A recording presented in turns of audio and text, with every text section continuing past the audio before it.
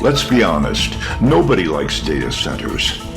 They're big, they're noisy, they use tons of electricity and water, and they heat up the atmosphere, which is already in danger. And the construction jobs they provide are just temporary, but the problems just mentioned are forever. And what data are these data centers storing? Mostly they're just backing up photos and videos from your computer and phone, and it's mostly unnecessary. Humanity has survived for thousands of years without photos and videos being backed up, and there's a more reliable backup solution anyway, external hard drives, which is what computer techs recommend.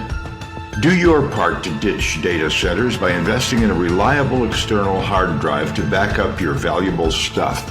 More information at ditchdatacenters.org.